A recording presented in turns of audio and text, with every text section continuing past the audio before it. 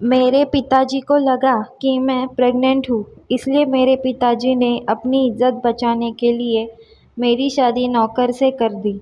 मैं पूरी तरह बेकसूर थी, पर शादी के 6 महीने बाद ही मैंने एक लड़के को जन्म दिया और उस लड़के को देखकर तो मेरे पैरों तले ज़मीन ही खिसक गई, क्योंकि ये बच्चा तो मैं थक कर कॉलेज से घर आ गई थी और पिताजी को घर पर देखकर मैं हैरान हो गई, क्योंकि पापा तो इस समय रोज ऑफिस में होते हैं। आज दोपहर को ही घर कैसे आ गए? गर्मी और पसीने से मैं बेहाल हो गई थी। पापा मुझे नीचे से ऊपर तक मुझे घूर के देख रहे थे। उन्हें मेरे कपड़ों के अंदर से कुछ दिख रहा था और मुझे देखते ही अजीब हरकत करते हुए उन्होंने पूछा कि कविता, आज तुम्हें कॉलेज से घर आने में इतनी देरी कैसे हो गई? पापा के इस सवाल से मुझे आश्चर्य हुआ। मैं उनके सामने जाकर बैठ गई और उन्हें बताने लगी कि पापा, आज कॉलेज में एक्स्ट्रा क्लासेस लिए गए, इसलिए मुझे घर आने में देरी हो गई। फिर मुझे पापा ने नीचे से ऊपर तक घूरकर देखते हुए कहा कि पक्का यही बात है? उनका ऐसे सवाल पूछना मुझे बिल्कुल अच्छा नहीं लगा था, पर उनका यह व्यवहार मेरे लिए कुछ नया नहीं था। मैं बहुत सालों से उनके ऐसे स्वभाव से परेशान हो गई थी। पापा को मुझ पर बिल्कुल भी भरोसा नहीं था। वो मुझसे ऐसे सवाल पूछते थे कि जैसे मैं उनसे कुछ छुपा रही हूँ। मैंने उनसे कहा कि हाँ पापा, यही बात है। अगर आपको मुझ पर भरोसा नहीं है तो आप ड्राइवर से पूछ लो, वो था मेरे साथ। मुझे कॉलेज ले जाने वाला और कॉलेज से ले आने वाला ड्राइवर 25 से 26 साल का एक जवान लड़का था, जिसका नाम भूषण था। पापा को भूषण पर बहुत भरोसा था। भूषण के पापा भी हमारे यहाँ पहले काम पर थे। गरीब थे पर बहुत ईमानदार थे। जब से मेरा कॉलेज में आना जाना शुरू हुआ, तब से ही मुझे पापा कॉलेज में ले जाने और कॉलेज से ले आने की जिम्मेदारी पापा ने भूषण को दी थी। मेरे इतने कहने के बाद पापा को मुझ पर भरोसा हुआ और कहा, ठीक है, तुम्हारे रूम में जाकर फ्रेश हो जाओ और फिर हम साथ मिलकर खाना खाते हैं। मुझे मेरे पापा का यह स्वभाव बिल्कुल भी पसंद नहीं था। वह सिर्फ मेरे नाम के ही पिताजी थे। मुझ पर प्यार करना तो दूर की बात है, मुझसे उन्होंने कभी 2 शब्द अच्छे से बात भी नहीं की। मेरी छोटी छोटी बातों पर वह नज़र रखते। कभी कभी तो रात को वह मेरे रूम के बाहर चक्कर काटते। पता नहीं, पर पापा को मुझ पर विश्वास क्यों नहीं था। शांत होने के बाद मैं रूम से फ्रेश होकर खाना खाने के लिए टेबल पर आकर बैठ गई। पापा बार बार मेरी तरफ देख रहे थे, जैसे कि उन्हें मुझसे कुछ बात करनी थी। उनसे पूछा कि क्या बात है, कोई बात करनी है? पर मेरे इस प्रश्न का उत्तर उन्होंने टाल दिया। जब से मेरी माँ यह दुनिया छोड़कर चली गई थी, तब से मेरे पापा ने ही मुझे संभाल कर बड़ा किया है। माँ के मृत्यु के समय मेरी उम्र सिर्फ 10 साल थी, पर अब मैं 18 साल की हो गई थी। हर वक्त मुझसे सख्ती से पापा पेश आते थे। उनके इस बर्ताव के कारण ही मेरे ही घर में मेरा दम घुटता था। कॉलेज में मेरी एक दोस्त थी, श्रेया। उसके साथ मेरी बहुत अच्छी दोस्ती हो गई थी। कभी कभी मैं श्रेया के घर भी जाती। जब मैं श्रेया के घर जाती तब हमारे साथ सूरज भी बातें करने बैठ जाता। कभी कभी श्रेया को छोड़ने सूरज कॉलेज आता था। सूरज की बातों से ऐसा लगता था कि वह मुझे पसंद करता है, पर मैंने पापा से डरकर उससे दूर रहने का प्रयास किया। एक दिन मेरा नसीब खराब था कि क्या पता, मेरे पीछे पीछे पापा कॉलेज आ गए और उन्होंने सूरज से बात करते हुए मुझे देख लिया। पापा उस दिन कॉलेज में क्या करने आए थे मुझे नहीं पता था, पर उस दिन से मेरी ज़िंदगी ही बदल गई। सूरज के साथ बातें करते हुए देखकर पापा ने मुझे गुस्से से गाड़ी में बैठाया और अपने साथ घर लेकर आ गए। उस दिन से पापा ने मेरा कॉलेज आना जाना बंद कर दिया। पापा को लगता था कि सूरज और मेरा कुछ संबंध है। मैंने पापा को खूब समझाने की कोशिश की, पर उन्होंने मेरी कुछ नहीं सुनी। कहने लगे कि मैं मेरी इज्जत बचाने के लिए कुछ भी कर सकता हूँ। तुमने मेरा विश्वासघात किया है। तुम्हारे माँ के जाने के बाद हर दिन मैंने तुम्हारी चिंता में निकाला है। मेरी इतने सख्ती के बावजूद भी आज तुमने मेरी इज्जत गंवा दी। मेरी नाक कट गई। पापा की ऐसी बातों से मैं अंदर से पूरी तरह टूट चुकी थी। मेरे आंसू भी पापा को नहीं दिख रहे थे और मेरा कुछ कसूर ना होते हुए भी मुझे मेरी पढ़ाई छोड़नी पड़ी। सूरज के साथ मेरा कोई संबंध नहीं था कि मुझे पापा के सामने शर्म से सिर झुकाना पड़े। मैं मेरे रूम में बंद हो गई थी और अब मैं चुपचाप मेरे रूम के बेड पर पड़ी रहती थी। मेरे घर में पैसों की कोई कमी नहीं थी, पर मैं मेरी रिहाई के लिए तरस गई थी। मेरे पापा को ही मुझ पर भरोसा नहीं था तो किसी से मैं क्या उम्मीद करती। एक दिन मेरे पापा के दोस्त किरण चाचा घर आए थे। वो मेरे पापा के दोस्त थे और साथ में बिजनेस पार्टनर भी थे।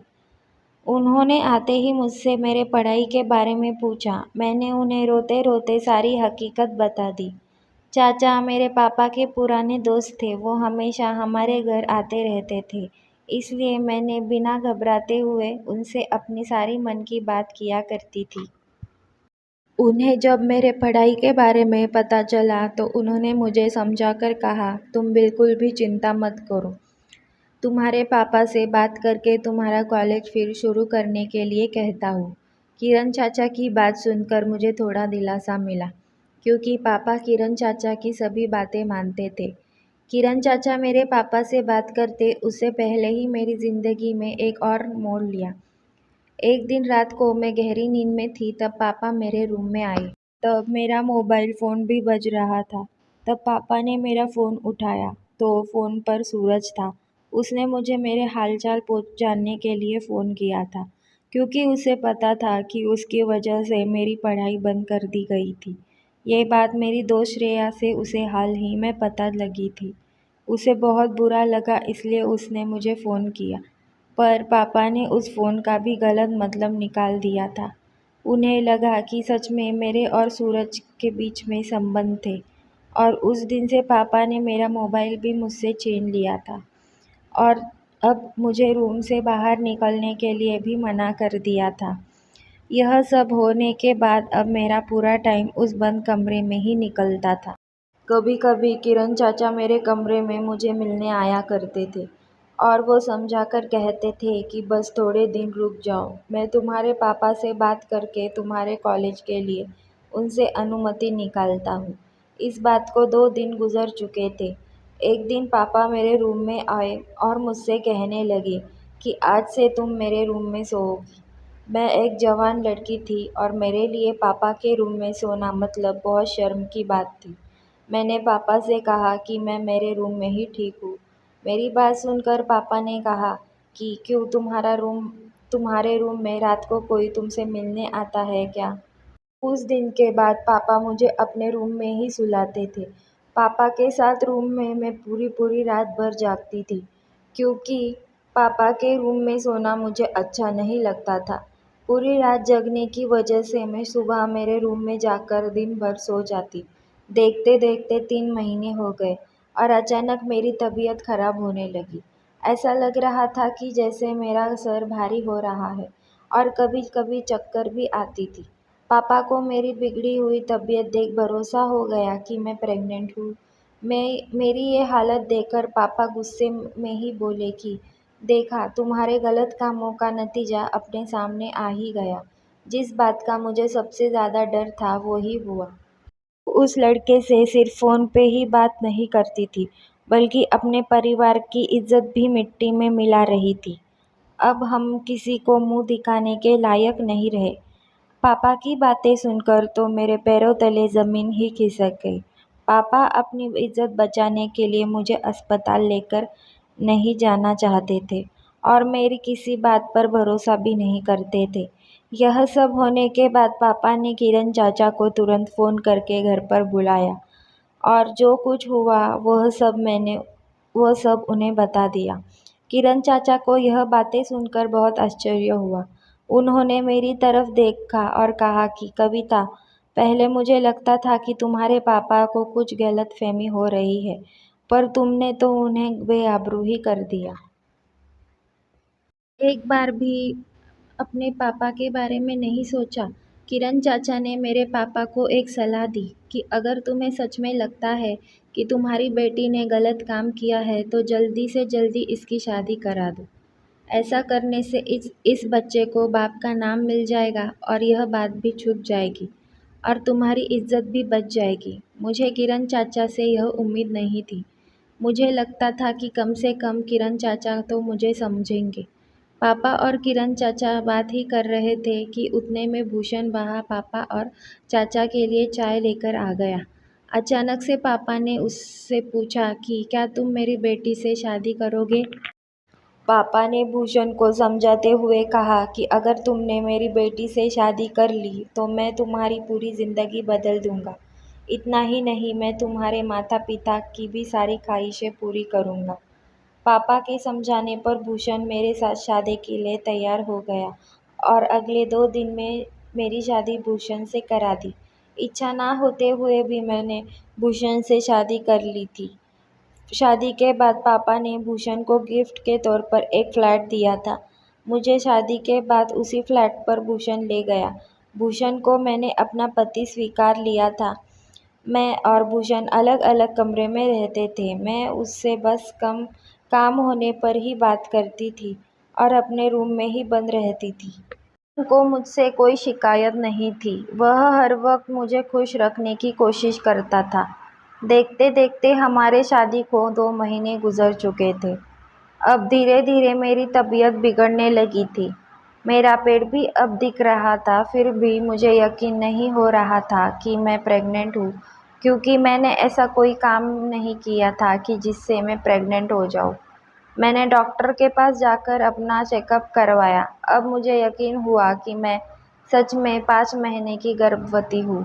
यह सुनकर मैं हैरानी में पड़ गई थी, क्योंकि मैंने कुछ गंदा काम किया ही नहीं था, तो फिर ये बच्चा मेरे पेट में आया ही कैसे? घर आने के बाद भूषण अब मेरा ज़्यादा ही ख्याल रख रहा था। अब हर क्षण वो मुझे खुश रखने की पूरी पूरी कोशिश करता। उसका निस्वार्थ और मासूम प्यार देख के धीरे धीरे भूषण ने मेरे मन में अपनी जगह बना ली थी, क्योंकि मैंने पहली बार अपनी ज़िंदगी में ऐसा व्यक्ति देखा था जो मेरी हर एक बात सुनता था, मेरी हर एक ज़िद पूरी करता था। भूषण ने कभी भी मेरे पेट में पल रहे बच्चे के बारे में मुझसे कुछ नहीं पूछा। वह बहुत सीधा साधा और निस्वार्थ मन से साफ व्यक्ति था। जब से मुझे पता चला था कि मैं 5 महीने की गर्भवती हूँ, तब से मेरे मन में बस ये एक ही बात चल रही थी कि मेरे साथ ये सब जो हो रहा है वो मेरे पापा ने ही किया होगा, क्योंकि जब से ये बच्चा मेरे पेट में आया है, शादी के पहले 3 महीने मैं रात को अपने पापा के कमरे में ही सोती थी। मेरे मन में यही बात चलती रहती थी। देखते देखते अब मेरे 9 महीने पूरे हो चुके थे और मेरे पेट में दर्द होने लगा था। जल्द ही मुझे अस्पताल में भर्ती करवाया गया। अस्पताल जाने पर हमने समझा कि अब मेरी डिलीवरी का समय आ गया है। कुछ देर बाद मैंने एक प्यारे से लड़के को जन्म दिया। डॉक्टर मुझे बच्चे का चेहरा दिखाने की कोशिश करते थे, पर मैं अपना मुंह फेर लेती थी। मुझे उस बच्चे का चेहरा भी नहीं देखना था, जिसकी वजह से मेरी पूरी ज़िंदगी बर्बाद हो चुकी थी। भूषण ने जब देखा कि मैं उस बच्चे से घृणा कर रही हूँ, उसने उस बच्चे को बहुत प्यार से अपने पास लिया और अब वही उस बच्चे की पूरी देखभाल कर रहा था। हम अस्पताल से घर आ गए। मेरी और मेरे बच्चे की पूरी मन से सेवा करता था। उसका यह बर्ताव देखकर मैंने एक बार भूषण से पूछ लिया कि कैसे एक नाजायज़ बच्चे को अपना कर उसे इतना प्यार दे सकते हो? तुम्हें इतना तो पता ही है कि यह बच्चा तुम्हारा नहीं है। मेरी बात सुनकर भूषण थोड़ी देर शांत ही हो गया। कहने लगा कि कविता, मैं तुमसे बहुत प्यार करता हूँ। तुमसे जुड़ी हर एक चीज़ से मुझे प्यार है। बच्चे को तुमने जन्म दिया है, इस बच्चे से मुझे इतना ही प्यार है जितना मुझे तुमसे प्यार है। भूषण की मुंह से मेरे लिए प्यार की बातें सुनकर मैं हैरान हो गई। बच्चे को जन्म दिए हुए अब करीब 1 महीना हो चुका था, पर अब तक मैंने बच्चे को अपने पास कभी नहीं लिया था। भूषण दिन रात उस बच्चे की देखभाल करता और मैं दिन रात मेरे रूम में बैठकर मेरे नसीब को कोसते हुए रोते रहती। एक दिन मैं मेरे रूम में बैठकर रो रही थी, तब भूषण मेरे पास आया और कहने लगा कि कविता, अब मुझसे तुम्हारा इतना दुख नहीं देखा जाता। क्या तुम्हें यह जानना है कि तुम्हारे बच्चे का पिता कौन है? उसके मुंह से यह बात सुनकर मैं हैरान हो गई और मैंने उससे कहा कि हाँ, मुझे जानना है। जल्दी बताओ मुझे। भूषण ने कहा कि मैं तुम्हें सब बताने के लिए तैयार हूँ, पर उससे पहले मुझे तुमसे एक वचन चाहिए। मैंने पूछा, क्या? मैं अब जो तुम्हें बताने वाला हूँ वह बात अपने दिल में हमेशा के लिए तुम्हें बंद रखनी पड़ेगी। किसी को भी पता नहीं लगनी चाहिए, क्योंकि अगर बाहर किसी को यह बात पता चली कि यह बच्चा किसका है, तो उसका सरल परिणाम इस बच्चे के भविष्य पर होगा। और इन सब में इस बेचारे बच्चे का क्या दोष? मुझे किसी भी हाल में सब जानना था, इसलिए मैंने भूषण को सब बातों का वचन दे दिया। जैसा कहोगे वैसा ही होगा। मैं किसी को कुछ भी नहीं बताऊंगी। भूषण के मुंह से सच्चाई सुनकर मेरे पैरों तले की जमीन ही खिसक गई कि इस बच्चे का बाप वह था जिस पर मैं खुद से भी ज़्यादा भरोसा करती थी। उसने ही मेरा इतना बड़ा विश्वासघात किया था। इस बात पर ही मुझे विश्वास नहीं हो रहा था कि मेरे बच्चे का बाप किरण चाचा है, और उन्होंने ये गलत काम इसीलिए किया था क्योंकि वह मेरे पापा की प्रॉपर्टी हड़प करना चाहते थे। किरण चाचा पहले से ही मेरे पापा को मेरे खिलाफ भड़काते थे। इसी वजह से मेरे पापा मुझ पर भरोसा नहीं करते थे। भूषण ने बताया कि एक दिन किरण चाचा घर पर आए थे, तब भूषण के सिवाय घर में और कोई नहीं था। शायद उस दिन मेरा बहुत सिर दर्द हो रहा था और मैंने भूषण को अपने लिए चाय बनाकर ले आने के लिए कहा। तब अचानक किरण चाचा किचन में आए और भूषण को चाय बनाता हुआ देख उससे पूछने लगे कि किसके लिए चाय बना रहे हो। जब उन्हें पता चला कि यह चाय मेरे लिए बन रही है, तो उन्होंने कुछ ज़रूरी काम के बहाने से भूषण को घर के बाहर भेज दिया और कहा कि तुम जाओ, चाय मैं कविता को जाकर देता हूँ। भूषण ने जब यह बात मुझे बताई, तब मुझे याद आया कि एक दिन किरण चाचा ही मेरे लिए चाय लेकर आए थे। मुझे क्या पता था कि मेरे लिए मेरे पिता समान चाचा मेरे साथ यह सब कर सकते हैं। मैंने कुछ भी विचार ना करते हुए उनके हाथ से चाय लेकर पी ली, और चाय पीने के बाद मुझे नींद लग गई। नींद नहीं, बल्कि मैं बेहोश अवस्था में पड़ी थी। भूषण ने बताया कि पता नहीं क्यों, पर मुझे लग ही रहा था कि कुछ गलत होने वाला है। इसलिए मैं मेरा काम निपटा कर दौड़ते भागते हुए घर पहुंचा। लेकिन मुझे आने में देरी हो गई। मेरे घर पहुंचने से पहले किरण अपना काम कर चुका था और तुम्हारे रूम से अपने शर्ट की बटन लगाते हुए बाहर पड़कर घर से बाहर निकल गया। तब से मैं किरण और तुम्हारे पिताजी के हर बात पर नज़र रखे हुए था। किरण हर समय तुम्हारे पिताजी को तुम्हारे खिलाफ भड़काता रहता था। मैं यह बात बहुत पहले ही तुम्हें और तुम्हारे पिताजी को बताना चाहता था, पर मुझे पता था कि मेरे जैसे नौकरपन पर कौन विश्वास करेगा। पर तुम्हारे पापा तुम्हारी कोई भी गलती ना होते हुए भी हर बार तुमसे सख्ती से पेश आते हुए देख मुझे बहुत बुरा लगता था। भले ही मैं तुम्हारे घर का नौकर ड्राइवर था, फिर भी तुम्हारे साथ गलत होता हुआ देख मेरा मन भर आता था। तुम्हारा दुख देखकर मुझे तुमसे प्यार होने लगा था। तुमसे सच में दिल से प्यार करने लगा था। और इसलिए उस दिन जब तुम्हारे पापा ने मुझसे शादी के लिए पूछा, तो मैंने दिल से हाँ कहा था, और मैं बहुत खुश भी था। मुझे खुद पर विश्वास था कि मैं तुम्हारे साथ रहकर तुम्हारे बच्चे को भी अपना कर लूँगा। मैं तुम दोनों को बहुत प्यार दूँगा, क्योंकि मैं तुमसे बहुत प्यार करता हूँ, और सभी बातों से इस बच्चे का क्या कसूर है। मैं और भूषण बात ही कर रहे थे, तब बच्चे की रोने की आवाज़ आई। भूषण ने ज़बरदस्ती बच्चे को मेरी गोदी में सुलाया। बच्चे को देखकर मेरे अंदर की ममता भी जाग उठी। फिर तुरंत मैं उसे अपने सीने से लगाकर बहुत बहुत रोने लगी। किरण से कहा कि तुम्हें मैंने वचन दिया है, उसके अनुसार मैं यह बात किसी को भी नहीं बताऊंगी। पर तुम्हें भी मुझे एक वचन देना पड़ेगा कि किरण के इस गंदे काम के बारे में तुम्हें मेरे पापा को बताना होगा। क्योंकि उन्हें भी पता लगना चाहिए कि उनके बेटी के साथ गंदा काम करने वाला विश्वासघाती इंसान कौन है, और वह आज तक सिर्फ मेरे पर ही शक किया करते थे। उन्हें भी पता लगने दो कि उनकी बेटी कभी गलत नहीं थी, उनका सबसे खास और प्यारा दोस्त ही गलत था, जिस पर वह सबसे ज़्यादा भरोसा करते थे। भूषण ने कहा कि अगर यह बात तुम्हारे पापा ने किसी को बता दी तो। मैंने भूषण से कहा कि पापा किसी से कुछ नहीं कहेंगे। मैं उन्हें समझा दूंगी।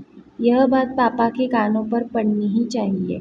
अपने लिए नहीं तो अपने बच्चे के लिए यह बात पापा को बता देनी चाहिए। उन्हें भी सच क्या है इसकी जानकारी होनी चाहिए। पापा को जब यह सारी हरकतों के बारे में पता चला, तब पापा मेरे सामने हाथ जोड़कर रोने लगे और मुझसे माफ़ी मांगने लगे। कविता, मुझे माफ़ कर दो। मैंने अपने ही बेटी पर भरोसा ना करके बहुत बड़ी भूल की है, और अब अगर बात इस बच्चे की नहीं होती तो मैं उस किरण को जेल में डाल देता। पापा मुझे और भूषण को तुरंत अपने साथ ले गए और किरण से अपनी सारी दोस्ती यारी तोड़ दी। हम दोनों ने एक दूसरे को यह वचन दिया कि हम दोनों बाहर के लोगों के बातों पर भरोसा न करके अपने बच्चे की सुनेंगे, क्योंकि जो कुछ मेरे पापा ने मेरे साथ किया वह कोई भी माता पिता ना करे। अगर मेरे पापा ने मुझ पर भरोसा किया होता तो शायद मेरी ज़िंदगी में यह सब देखने को ना मिलता। तो दोस्तों, आपको यह कहानी कैसी लगी? कमेंट करके ज़रूर बताएं। अगर आप चैनल पर नए हो तो प्लीज़ सब्सक्राइब कर लीजिए। इस वीडियो को लाइक कर दीजिए। पूरी कहानी सुनने के लिए आपका धन्यवाद। Thank you.